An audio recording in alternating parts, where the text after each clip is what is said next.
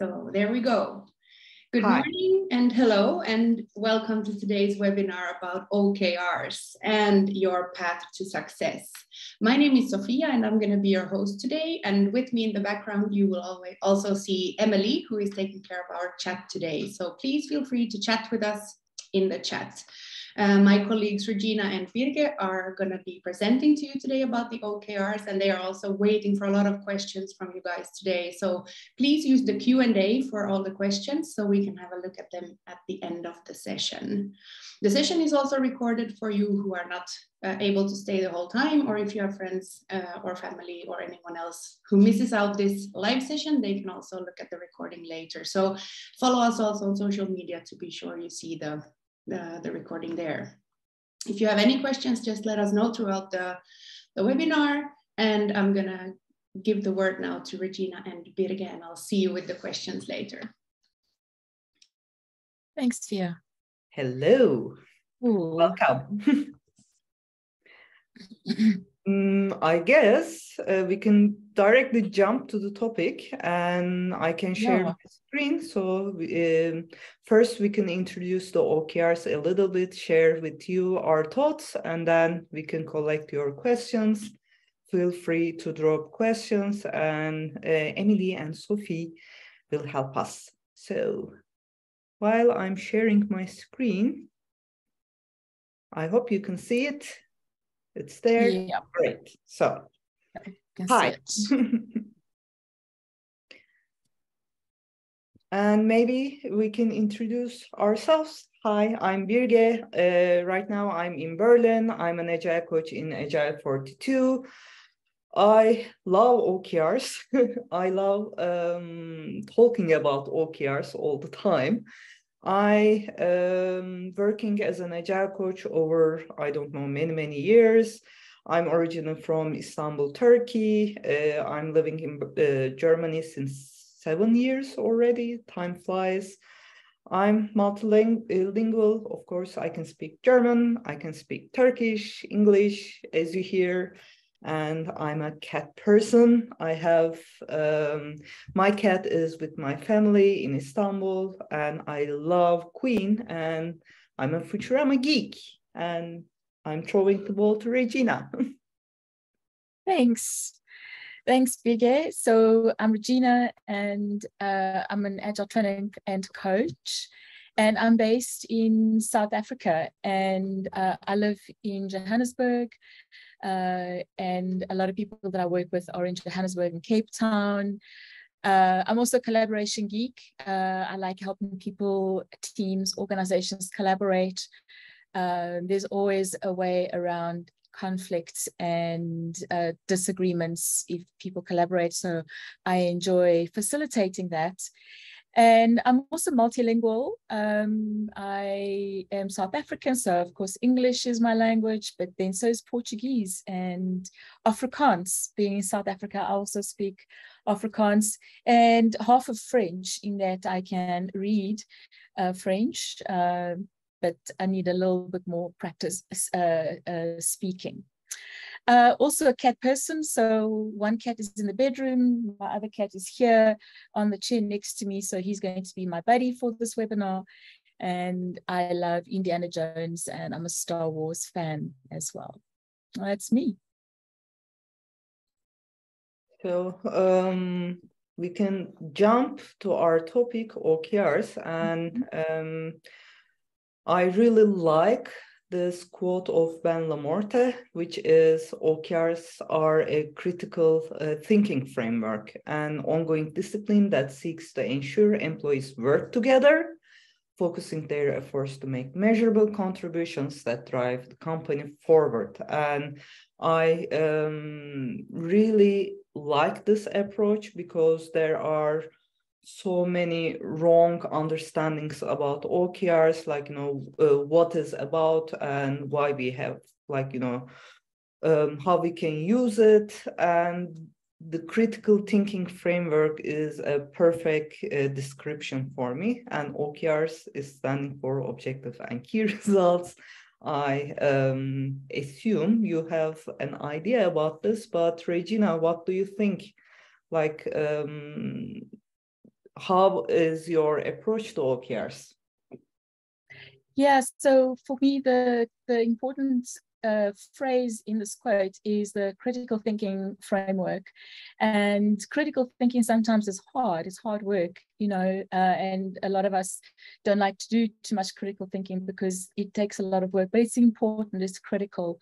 And it's a critical thinking framework that helps you think about your company's vision and strategy in a different way, and also how you can contribute to help move things forward, not only for the company, but for your teams and ultimately for you. So your contributions need to be valuable. And the OKR framework helps bring your ideas to life. It helps bring them to fruition by helping you focus on what is really important in your context. So that is really, for me, important: the critical thinking, the valuable contributions, and moving forward all the time. And since we are introducing OKRs, we can also go a little bit deep with the definitions, like, you know, O in OKR stands for objective, and objective is basically where do we need to go, where we want to go, and it's usually an inspiring statement, and it gives us a direction, it gives us a goal, it gives us a target that we want to reach. And the key result is its body, KR, and it's helping us to understand, like, are we getting there? Where are we in our progress towards our objective? And it's always a measurable progress towards the objective. And both are together is helping us to reach our ultimate goal. And I think it's also very important to emphasize this, like, you know, OKRs alone is not working usually, because if you don't have an ultimate goal, if you don't have an ultimate part that you want to reach, they are pretty much standalone. They are pretty much alone, actually. But how we can start, Regina? Yeah, so where to start? In our coaching of OKRs, we've seen a lot of dysfunction, for want of a better term, around OKRs. And where some of this dysfunction happens is that the OKRs don't start off knowing what the vision and strategy is. And in big organizations, sometimes that's quite hard for teams to actually know what that is. So the OKR process requires making some bold decisions. So at the strategic level, making some bold decisions around where the company needs to focus on. And also the other side of the coin around where the company needs to focus on is what work needs to stop, so that the company can focus on what's really important. And this is never, never easy to do. So you need to start defining your long-term business priorities first that are informed by the company vision and the strategy. So knowledge of that, so knowledge of your company vision, which is typically an aspirational long-term statement. And then the strategy of the company, which typically 3 to 4 years, but in recent years, it has decreased to maybe 1 to 2 years, where companies are needing to change or revise their strategy to keep in touch or up to date with what is actually happening. And then after that, a good place to start is to map out 3 or 4 items for the next 12 months. And these are actually the organizational OKRs. So in this example, it's a SpaceX example, it's a fictional example from SpaceX. If the long-term vision is to revolutionize space technology, with ultimately getting people to live on other planets, the strategy strategy would be to reduce space travel costs, and also to build rockets that are reusable, which is what's actually happening with SpaceX. And then the yearly or annual company OKRs could look like, okay, well, let's develop a rocket that's reusable, and things like reducing atmospheric input speed and reducing the wear rate of the parts so that they can actually be reusable. So as you can see, there is a link, a connection to the company vision and the company strategy. So the lighthouse, the North Star, from which the company OKRs get defined.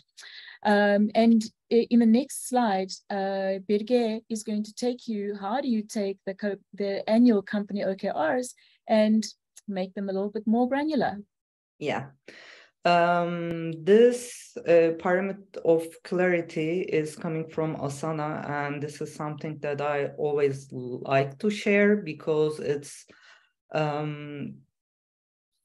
summarizing like how OKRs are linked from top to bottom, like, you know, how they are connected. And please don't take this as hierarchical connection, but it's more of a mission strategic connection. Although over there, like, you know, the company-wide objectives, the bigger goal is divided to business, product, and internal objectives. It's also one way of approaching the situation, approaching the categorizing the OKRs. It's showing perfectly because OKRs is helping you connect those higher level goals to your teams and your day-to-day operations. OKRs is, although not that new topic, it's getting more and more popular, and there are different approaches right now. There are different definitions, there are different resources, but the idea is pretty much same for everybody. It's an alignment and focusing network. So it's helping you to connect those, and it's helping you to see your progress towards it. And this pyramid of clarity, like I say, it's very much showing you how you can connect them. And I can also give few examples. OKRs are not only for the non-tech or tech part of the organization, but it's connecting the whole organization. It's not only for a single team, it's for everyone. And over there, maybe if we start talking about a little bit more tangible about the OKRs, it's like one of them we can give from an HR perspective: increase employee engagement. As we see in here, the objective is broad, inspirational, but it doesn't give us numbers. The measures are coming from the KRs. And how we can understand that we are increasing employee engagement? We are going to understand that if our employee NPS is increased from 6 to 8. Over there, maybe I can also emphasize and underline, like, you know, with thick line is OKRs is for a direction. It's represents a change. It represents a progress from A to B. And there is also what I usually see in the companies, there is a mix between KPIs and OKRs together. So KPIs are the indicators. You can use them for your business as usual, like, you know, and they are showing you the indication of how your operation is going or how your, like, you know, stated performance indicators are going. It's like your dashboard. If you are driving a car, having gas in your tank is your KPI. You have to have this in order to go, and it's something usual. But your destination from A to B is your OKR. It's very simple example, but I like to give it. And another KR is over there, for example, absenteeism reduced by 25%, and the number of signups for the wellness program is 40%. And we have yet another example, improve customer experience of contacting us. And it's maybe from the customer service side, it's customer service objective. And call wait times reduce under 1 minute, and all non-urgent complaints resolved in 24 hours. Urgent complaints resolved within 90 minutes. So in here, if we check, we see a little difference between the KRs. In the first KRs, we can see that employee engagement increased because we can see all those key results are happening. So, but in the second one, we are going to see that customer experience will increase when we are done with those key results. So this is also another way of setting the OKRs, like, and the healthy distribution of those two will help you to move you forward. And oops. It's a little bit mixed, but maybe we can also talk a little bit further about what is a good objective. Yeah, so the objectives, there's, according to John Doerr, in his book, Measuring What Matters, he says that objectives they are significant, they are important, they are also concrete. It's things which people can see and help to create that change. They are action-orientated, so it's easy to see teams, it's easy for teams to see what needs to be done. And ideally, they are inspirational as well. So it's inspiring, people feel inspired. And they inform direction as well. And then it needs to provide clear value. And the building blocks of an objective is, well, who are the beneficiaries? And the second one is one that I feel quite passionate about, which is the desired future state. Because when you need to move from one state to another, it's a forward motion. It needs to create a pull. People need to be inspired to pull things. So the desired future state must be something which is positive, of course, it's inspirational, and that teams feel that they are moving towards something different, something better, rather than running away from something which is has a bit of a negative connotation. So the desired future state is inspirational. It creates a pull behaviors by everybody involved, and it is something that people are moving towards. As Birge mentioned in the last slide, OKRs, they create change. So change means moving forward towards something different. And then, of course, what is the value provided? Nobody wants to work on objectives that are not valuable, or that they don't see what the value is and what their contribution is as well. Hence, it is important that they are also quite broad. In other words, it cannot restrict the contribution of the teams.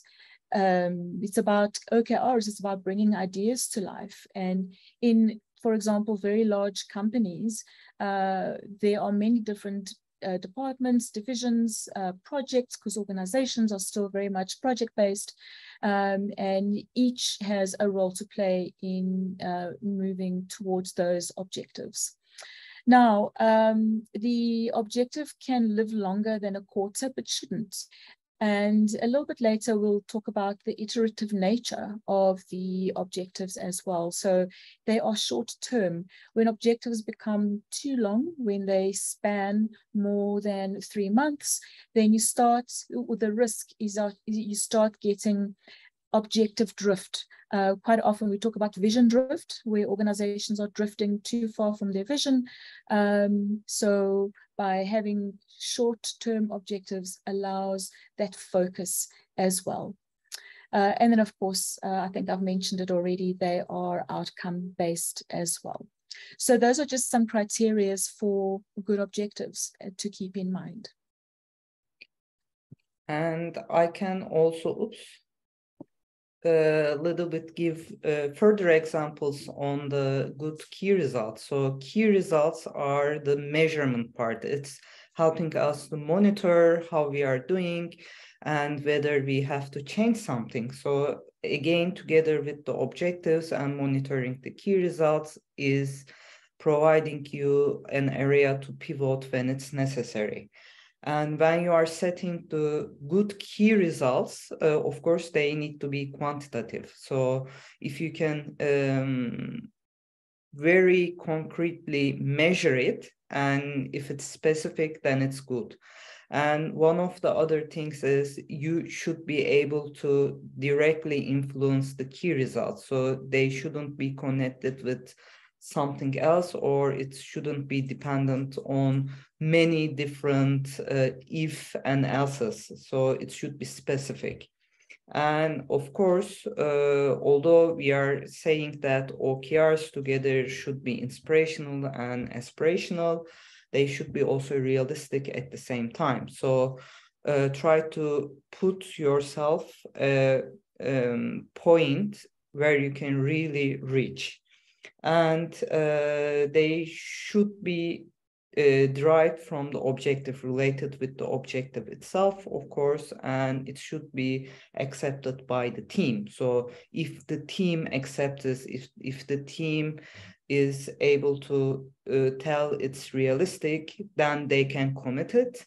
And we would like to achieve this within the quarter, and quarter is a good time, and even it's shorter, it's better, because we, again, as Regina mentioned, OKRs are by nature iterative, and you should be able to get the feedback from your customers or from your stakeholders. And in some literature, it says that 3 to 5 KRs per objectives, and usually the companies are doing the mistake of putting like lots of 10, 20 different objectives with each of them has 5 different KRs, which is totally eliminated the factor of focus.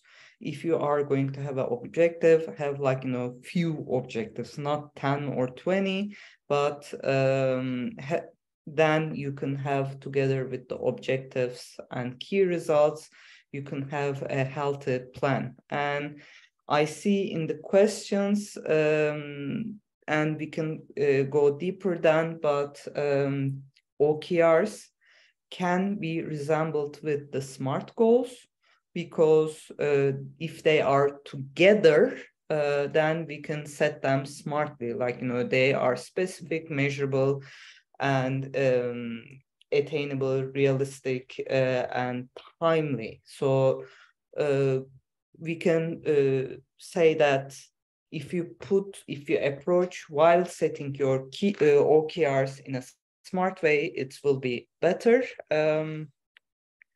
And so far we have talked about either from the company perspective or from the team alone perspective. So, but how about multiple teams? Because when we are talking about OKRs, we are saying this, it's company-wide, it's organizational-wide, and you have to somehow align your teams together.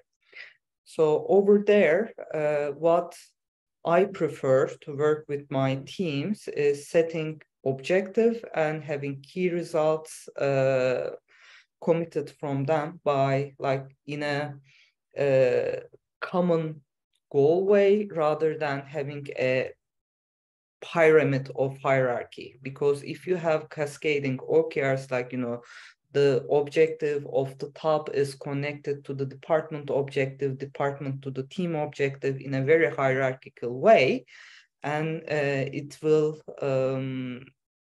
give automatically the top-down push.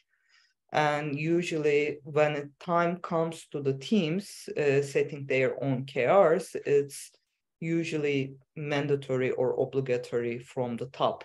But if you have the objective and if you set teams to align around that objective, setting their own care, setting their own contribution to that objective, it's way better. And it's also going to support the original idea of the freedom. So how can my team, can my department can commit to this objective?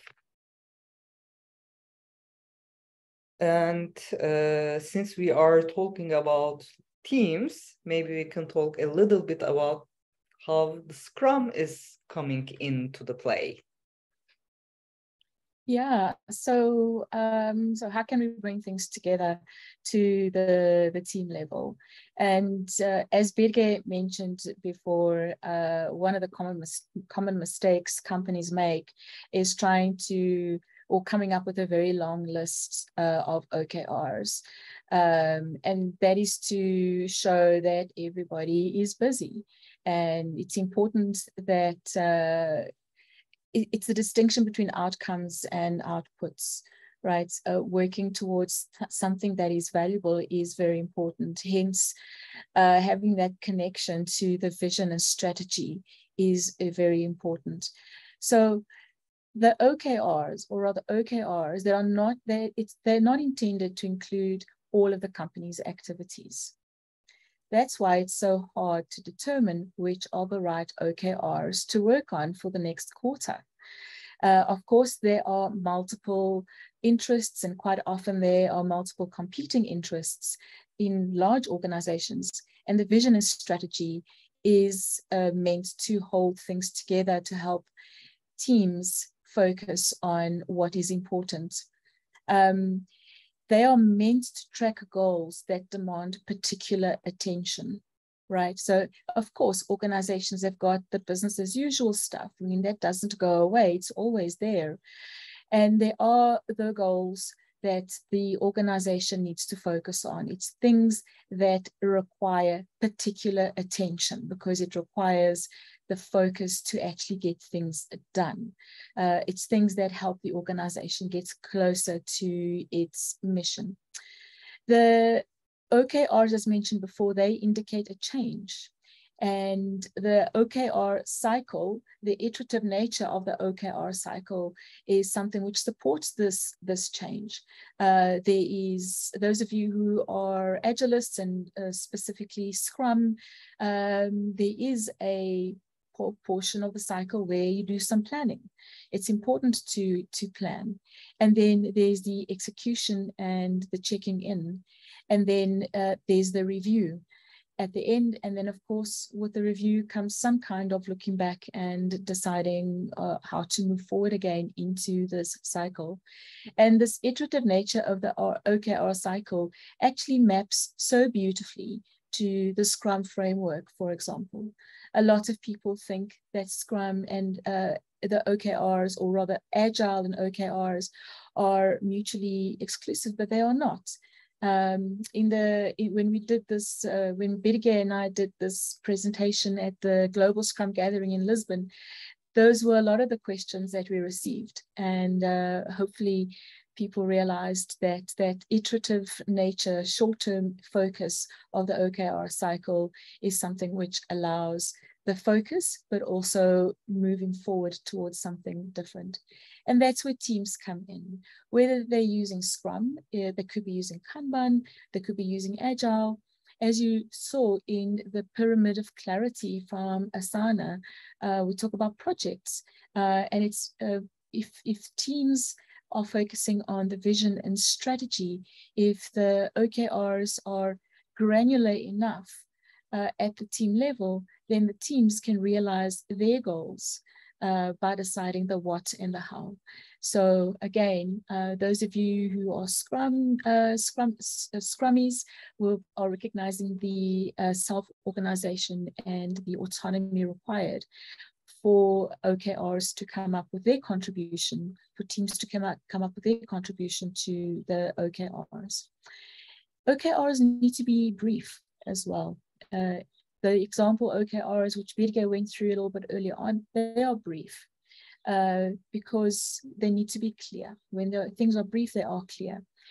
And then once that OKR cycle, once that cycle has been executed upon, then you move forward and decide what next. So it's always moving and it's always indicating an actual change. So I think we're kind of getting to the end of our presentation. So yeah, we are approaching, but yeah, before I start with this slide, I like to also really emphasize that Scrum and OKRs can go really beautifully hand to hand. They are not replacing each other, or they are not very far away from each other. They complete each other. And the title was for our presentation in Lisbon, Scrum and OKR like carrots and peas. So I really like this title because really they complete each other. Like, you know, with OKRs, you have the structure, you have the thinking part, you have the execution, you have the environment that you can collaborate, you can focus. And with Scrum, you have the guidance, you have the execution, you have the operation, you have the drill down to the teams. And in some cases, you can see that product goals, sprint goals are how beautifully getting matched with objectives and key results. And over there, also, as you see, the cycle is so good. OKRs is not only planning something, but also executing, checking in, and reviewing. And Scrum is providing you all the meetings and rituals that you can do this. You have the reviews, you have an area to get the feedback and pivot. And because of that, we can surely say that Scrum and OKRs are going very well. Also Kanban, with the portfolio approach and with the execution, Kanban is also another way to execute OKRs, I can say. And that's why I really see OKRs need also agility, not only going together beautifully with Scrum or Kanban. OKRs need as a breeding ground agility, because they are both iterative and incremental. In every OKR cycle, we can build on top of what we have already achieved. We can decide to change our direction according to the all the feedback that we are getting through the feedback cycle. And it's always pushing us for a continuous reflection. And it's about improvement. And the only way to do this is having an effective collaboration together with an open communication. So by nature, it's also experimental. So OKRs are aspirational. It's also helping you to try something out. So you can try, you can learn, maybe you can fail and toss it out. Because it's a cycle, it's also allowing you the experimental nature. It also requires an environment where people can bravely try things. And it's also goes very much parallel with the Scrum values, which is openness, courage, respect, focus, and commitment together. And maybe we can share a few takeaways that we would like to share with you from this presentation. So you can take this with you, and we can even populate more on the takeaways. As we have talked so far, OKRs is helping you to distribute your strategy, your vision into meaningful and applicable goals, an organized way. It's a thinking system. It's a organized system. And also Agile culture supports OKR to be applied effectively. And Regina, how do you want to finish our lecture part? Yeah, I want to focus or just mention the the thinking, which you already did, the critical thinking. And the other thing I want to mention is that OKRs are not reductive in nature, they are broad. So when setting those OKRs, they need to be broad enough that creativity, it stimulates that creativity and that critical thinking by the teams as well. So it mustn't tell the team what to do. It must provide enough inspiration for the teams to create their OKRs. And because it has value, and because the organization is focusing on a few of these every quarter, teams see that they can actually provide meaningful contribution towards that. No team wants to do work just for the sake of being busy. People and teams, they want to add value. They want to contribute valuable artifacts and work. And this is a nice framework with which to do it. So I guess we have lots of questions right now that we should answer. Yes. There is something going on in the chat that I'm not able to catch, but I can stop sharing so you can see our faces. Yeah.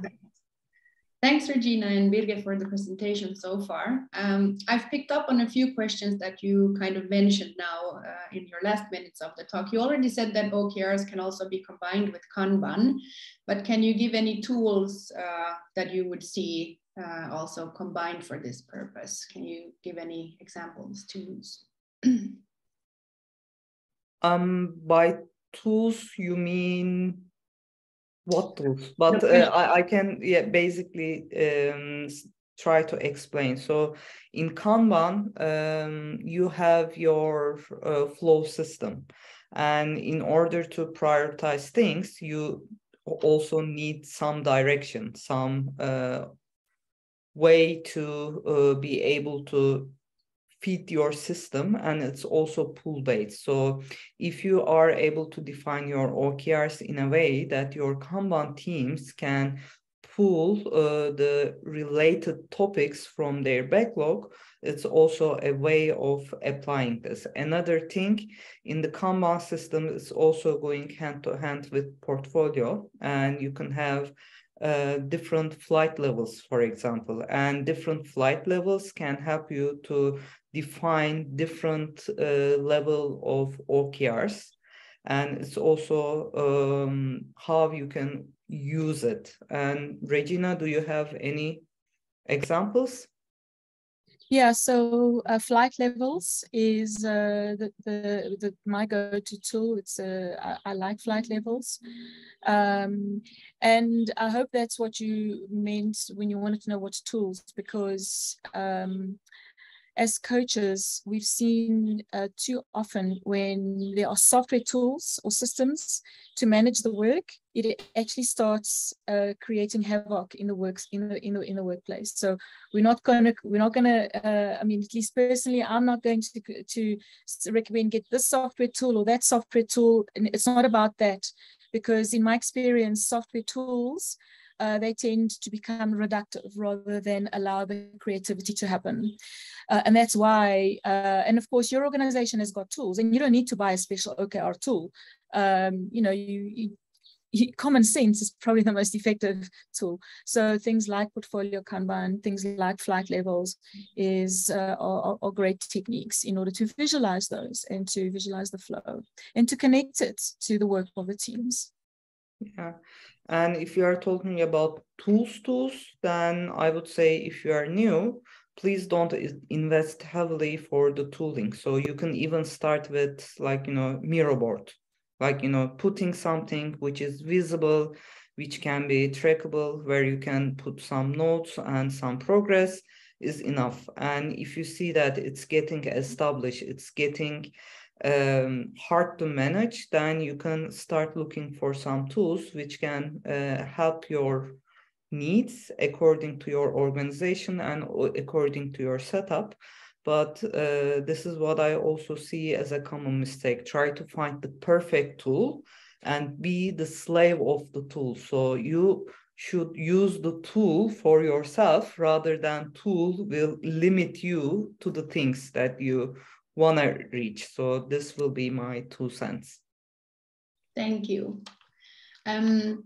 Is the OKR structure compatible also with non-agile companies? Since you mentioned it works well hand in hand with Scrum and so on, but if you're non-agile, can you still use OKRs? Yes and no, I will say. Of course, agility is supporting some of the nature, but if your company has an open culture, if your company is allowing you to get feedback, implement this quickly, has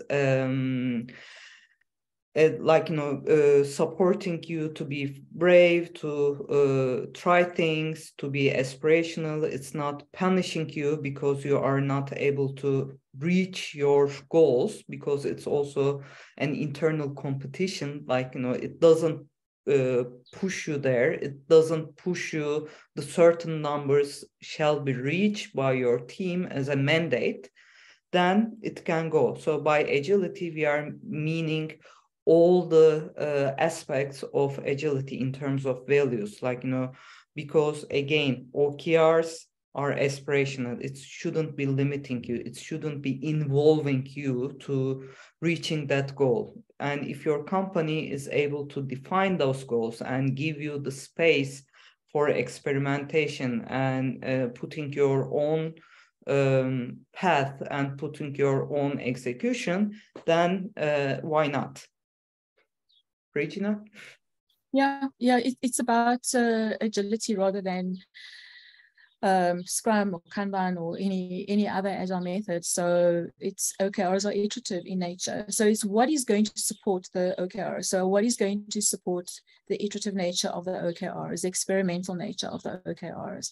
And it's things like self-organization and autonomy. And collaboration and teamwork. And if your organization subscribes to those values and those OKRs are not mandated top down, then yeah. Thank you. Another question. So what is the best practice if you want to start with OKRs from scratch, introducing it to a mid-size international company? How should you move on? So I'll give just some of my, and then I'll hand over to Birge. So different companies have done it in different ways. So first of all, it's the why. Start with why. Why does a company want to use the OKR framework? And let it be a good why. You know, it's to make meaningful change, it's to deliver more value, rather than using it as a way of micromanaging the work and to keep people busy, right? So if first of all, it's the why. Is the why a good why? And then the other thing is, does the company have a vision and a strategy? Is it clear? Is it communicated widely to everybody? So I would start off there and make sure that that is in place, because once that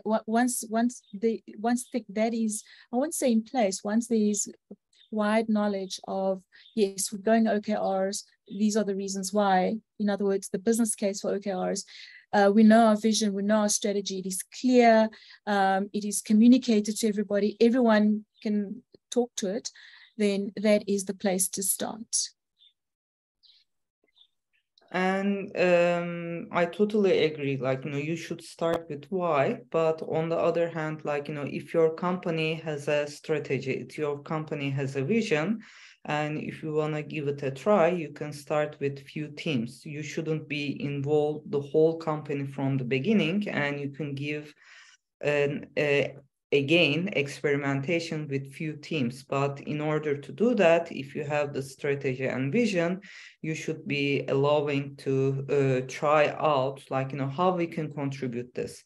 And in the nature of OKRs, you should be failing in the beginning, because you are literally trying out. You are setting maybe in the beginning too many things or too few things, and there will be things popping up, and don't be discouraged if you are not able to reach your OKRs all the time perfectly. And I think it was also in either Christina, what was the name? Vodke, the radical focus writer. I think she was saying that if you are reaching your OKRs, then they are not aspirational enough. So you are doing something wrong. So don't be discouraged and try out, like, try to see if you are able to put those goals, try to see if you are, if you have all the mechanisms to choose all the KRs realistically. So do you have the monitoring? Do you have all the data in place, or what is missing? And you can try out with few teams, so you can exercise all the planning part, you can exercise the review part, you can exercise different parts of OKRs. Thanks. This bridge is actually quite good to the next question I was about to ask you. So then let's say all the why and all the structure and everything is in place. So how do you then in practice launch the ways of working with OKRs in an organization, and who needs to kind of get trained or coached in the OKRs to lead the teams? Usually what I see is there are OKR champions within the companies. They can called as OKR masters. I see that usually agile coaches are, or scrum masters are getting this, but they shouldn't be. So it can be anyone, any OKR evangelist can do this. And the whole idea over there is somebody within the organization, and it shouldn't be only one person, it could be distributed through among the teams, is knowledgeable about the OKRs. So at the end of the day, it's not rocket science. So and if you have somebody to ask, somebody to help you to organize, it's fine. And since we are talking about the autonomy and self-organization, every team or whomever is volunteered can do this. But again, in the nature, like, in the companies, what we see is somehow organically falls to the lap of the agile coach. But again, in many of the companies that I work with, I see like different people from different divisions are taking this role, and it shouldn't be an official title. It's all about the self-organization, and of course the support of the leadership team is like, priceless. You should have a leadership team who is understanding the advantages, the benefit, the requirements, the support should be there. Yeah, the OKR organizations that have OKR champions, those champions are also tasked to ensure people are aware and maybe provide some training or some awareness sessions as well, because people are naturally curious, and it's important that they know what OKRs are and how it's going to affect them. And that's what, the role of the champion, or it's just a name, but people who are a group of people who work together to do this. At some point then, does the whole company need to be involved to make OKRs successful, or can it be just parts or divisions in a company using this? At the end, I would say like it's a company thing, but for a beginning, like you should have at least the vision in place, like, support of the leadership team in place. Maybe you can start with one part of the organization, but the whole idea of the OKRs is moving together forward, like in a collaborative way, and it's an open communication. So if you can, you can think this as a mindset, or you can think this as a way to move forward. So if you have coherence within your company, it's way much better. And coherently moving forward is always like, easier because we are together. So yeah, depending on what the objective is, they are everybody. It's like Birge said, the mindset. You know, different teams, divisions, groupings in the organization, they will have different ways of contributing towards that, right? For example, and it's maybe not a good example, but I'm going to use it anyway. Earlier on, the objective was something around customer service, so a customer service objective. And if you're looking at a big company, a customer service objective is quite a large objective, right? So, and customer service is played out in different ways in different divisions in the organization. So the call center will do it in one way. The salesperson on the shop floor will do it in another way. The receptionist, when people arrive at the company, the receptionist will do it in another way. So it's to keep in mind that it's about the outcomes and that there's many different ways of achieving that. So it's the mindset as well. Thank you. Can you also then give us some practical tips and advices and experiences? Like what are the usual barriers and difficulties that the implementation stumbles on?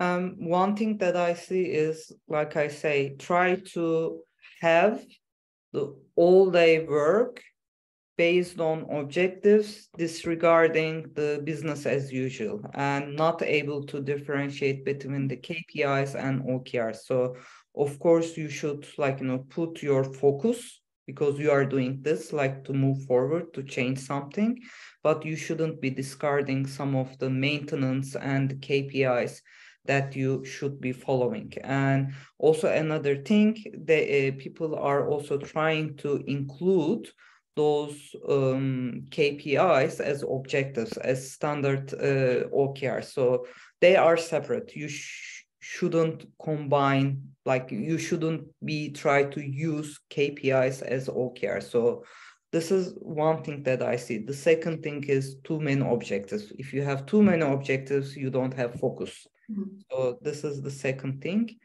And the third thing is, again, pushing either from the top or not giving any guidance to bottom. It should be also balanced. It should be also as much as the teams are contributing to the objective, there should be a vision in place. There should be a strategy in place, and it should be also, it's better if you can do this all together within the company, but it should also have the leadership support. Those are the three things that I can immediately say.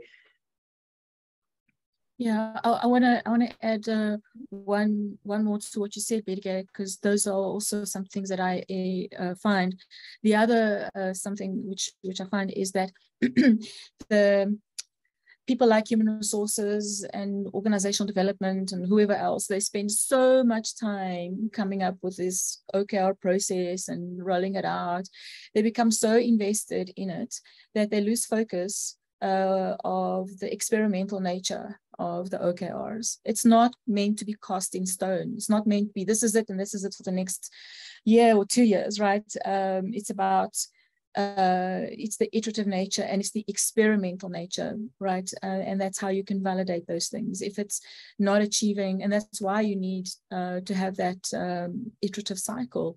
Is it working out? What are the indicators you're getting back? What do we need to do to pivot and change, right? So just keep that in mind. It's not something that's meant to be cast in stone. And related with that, I also see that some companies are trying to use OKRs as individual performance assessment tool. And if you cannot reach your OKRs, you are not getting any promotion, any raise, this type of thing. It shouldn't be. OKRs is collaborative. OKRs is teamwork. OKRs is moving you forward. You are experimenting. You are being you need the courage, you need to fail there. And if you use this as a tool to assess the performance of the individuals, then it's wrong. Thank you. Do you then think that OKRs is a good choice for all companies to try out and use? Or is there something else that's a good alternative to OKRs? I'm always jumping to answer the question, but Regina, shall I? Okay.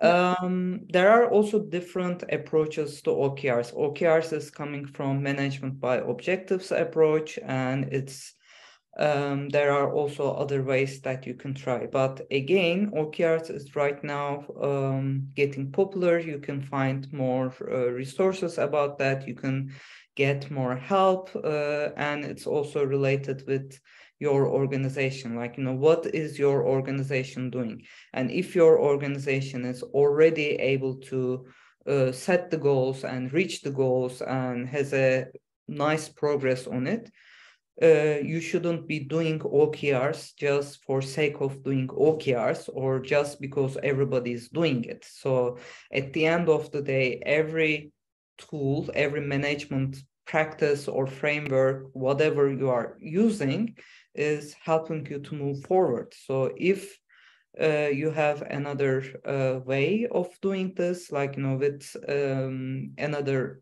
setup, it's also fine. It depends on your organization. But if you don't have anything in place, if you are confused, if you have like too many priorities changing every day, then OKRs will definitely help you to focus. Thanks. What questions would you ask to find an objective with the management team?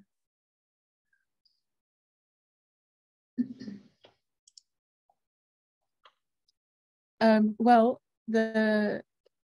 first of all, I'll go back to the vision and the strategy, and some of the questions could be we're trying to understand what those objectives are. So I like storytelling and I like people to tell me stories.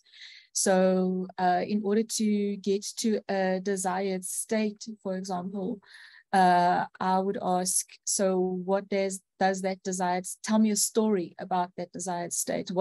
Tell me a story about the organization when the organization has reached that desired state. And yeah, I'd want to see a story. I'd even ask them, okay, start off with once upon a time and then end off with happily ever after, but you fill in the middle. Let's understand that, because that is also a thinking, it's a way of helping them think through what it is. I would also say, like, starting with why, like, why we think it is our goal, it is our objective, what is the value, for whom we are providing this value, like, who is also another hidden question there. Who is our customer? For whom we are doing this? And also asking, is it realistic? But is it also aspirational? Is it giving me an inspiration? Do I want to commit this to goal? And is it outcome? Like, is it outcome, or do you ask for output? So all those questions can help you. And as Regina said, where are we now? And what is our desired future state? So where we want to go, why we want to go. Yeah, and quite often when you ask that question of people, they are going to tell you everything that's not working, everything they don't want. And as a coach, we have to remind them, okay, I know what you don't want, you've told me, so what is it that you want? So try and get them to think about it in a different way. Thank you. Unfortunately, we will have time now just for one more question. We have a lot of them, but I'll just pick one as the last one. So if a key result is not achieved, does the organization still keep that one until it's achieved, or should you make another key result? I would say depends, because yeah, it's the favorite answer of all coaches. It depends, because, like, why you haven't reached those key results. Is it because of it was a wrong key result, or is it because of your initiatives failed? And maybe instead of changing the key result, maybe you can change your option, like, your execution. Is it because of the wrong initiatives? Maybe you still want to increase your, I don't know, net promoter score from 6 to 8. It has failed because the hypothesis you had to increase it from 6 to 8 is failed. And that's why you need to analyze this, and if it is still makes sense to increase it from 6 to 8, then keep it and try it again. If it's not, then maybe your key result is obsolete. So you need to understand why you haven't reached it. Thanks. Unfortunately, we are running out of time, and I already see also a few people have started to leave. So I'm just going to thank you, Birge and Regina, for today's informative webinar. It was really great, and thanks for all the questions that you guys asked. Unfortunately, we didn't have time to answer all of them, but the recording will be out on social media with our blog. So if we have time, we will try to answer still some of the questions also in the blog, but we will need to have a look at them later on. Yeah, thank you all. Thank you, Sophie and Regina, and thank you all the participants and attendees for your time. It was great. Thank you very much. Yeah. And put questions on LinkedIn and tag us, and we'll pay attention to it, definitely. Thank you. That's a good tip. And hopefully we'll see you next month in the next webinar. So be safe and stay healthy until that. See you. Bye.